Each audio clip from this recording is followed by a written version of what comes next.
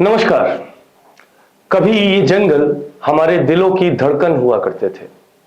हर पेड़ एक कहानी कहता था, हर पक्षी का गीत एक उम्मीद जगाता था। लेकिन इंसानों के बढ़ते कदम ने जंगल की शांति को चीर कर रख दिया। ये वो कदम है जो सिर्फ विकास की दौड़ में भाग रहे हैं, बिना ये सोचे कि किसी का घर उजड़ रहा है। हर कटता पेड़ सिर्फ एक लकड़ी नहीं, एक जीवित संसार है। हर उजड़ता कोना एक घर है, एक परिवार है।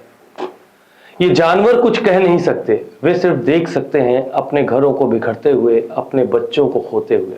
लेकिन जब एक बेजुबान और मासूम आंखें सवाल करती हैं, तब इंसानों के पास देने के लिए कोई जवाब नहीं रहता। और जब इंसान रुकता है, तब प्रकृति मुस्कुराती है। एक बार फिर जंगल सांस लेता है, उम्मीद की हवा चलती है। इसका उदाहरण हम बीते सालों में कोरोना महामारी के समय देख चुके हैं।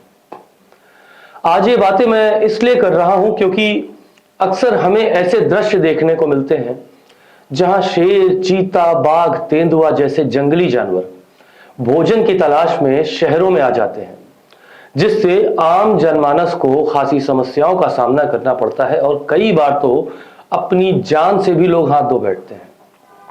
जिसका ताजा मामला कल रात लखनऊ से सामने आया, जहां पारा थाना क्षेत्र के MM लॉन में चल रहे एक शादी समारोह में एक तेंदुआ अचानक घुस आया।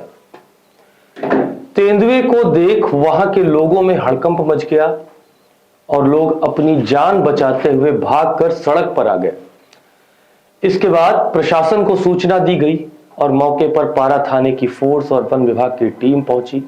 करीब 8 घंटे की कड़ी मशक्कत के बाद तेंदुए को काबू करके पकड़ा जा सका, जिसमें वन विभाग के कर्मचारी मुकद्दर अली भी घायल हो गए। इस पूरी घटना को लेकर सपा मुखिया अखिलेश यादव ने योगी सरकार पर तंज कसते हुए ट्वीट करके कहा, उत्तर प्रदेश की जुमलाजीवी भाजपा सरकार अभी छुट्टा पशुओं की समस्या का समाधान ढूंढ नहीं पाई थी और उसके सामने एक और बड़ी चुनौती आ गई, और वो है उत्तर प्रदेश की राजधानी में तेंदुए का हमला।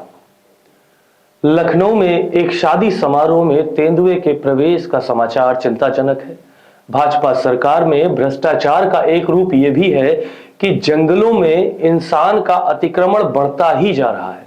हिंसक जंगली जानवर भोजन की तलाश में जंगलों से निकलकर शहरों की तरफ आने को मजबूर हो गए हैं, जिससे आम जनमानस का जीवन खतरे में पड़ गया है। कोई कार्रवाई होगी या सरकार ये कहकर इस घटना पर पर्दा डाल देगी कि वो तेंदुआ नहीं, ओवरसाइज बिल्ला था, या फिर हो सकता है कि तेंदुए का नाम बदलकर बड़ा बिल्ला रखकर मामला रफा दफा कर दिया जाए। तो सपा मुखिया को मैं एक बात याद दिलाना चाहूंगा कि उनके कार्यकाल में ही रियल एस्टेट जैसी कार्यों को बहुत बढ़ावा मिला था, जब जंगल और वन काटे गए। लेकिन फिर सवाल वहीं आकर खड़ा होता है कि आखिर ये जानवर जंगलों से बाहर क्यों आ रहे हैं।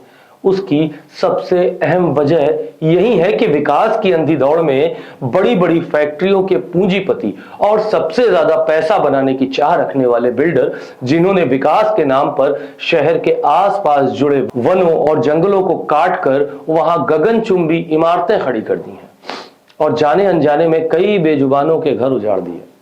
इंसान जमीन पर रह गया, लेकिन जमीन पर रहकर उसकी आसमान छूने की हसरत कहीं ना कहीं हमें विकास के नाम पर विनाश की तरफ ले जा रही है।